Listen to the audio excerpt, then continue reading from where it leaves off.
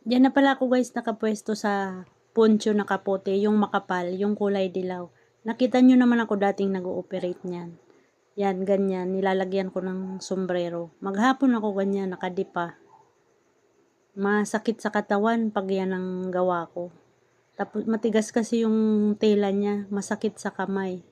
Lalo sa paglalagay ng sombrero dun sa molde. Yan, i-guide mo lang siya. May guide yan dyan.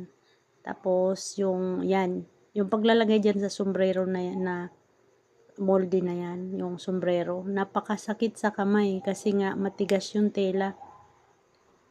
Yan, aayusin mo lang yan.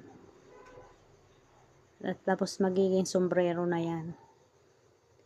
Hindi pwedeng ipit yan, kaya mahirap talaga yan gawin. Pag yan ang gawa namin, parang ayoko na talaga pumasok. Pero trabaho lang talaga.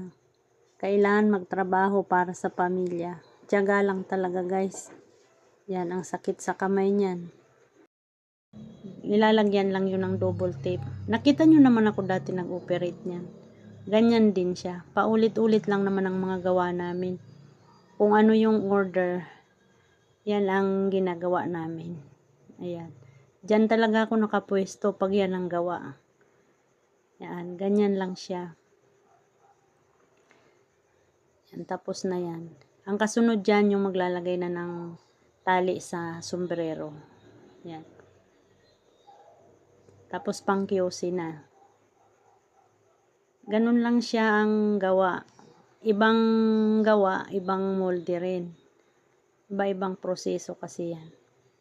Yan na guys, papakita ko sa inyo. Susukatin ko na. Yan na yung mayroon ng tali sa sombrero. Ganyan lang siya. Kasyang-kasya lang pala yan sa akin. Yan, precise yan guys. Dilaw muna ang una namin gawa na kulay. Yan na guys, maganda. Salamat sa panunood.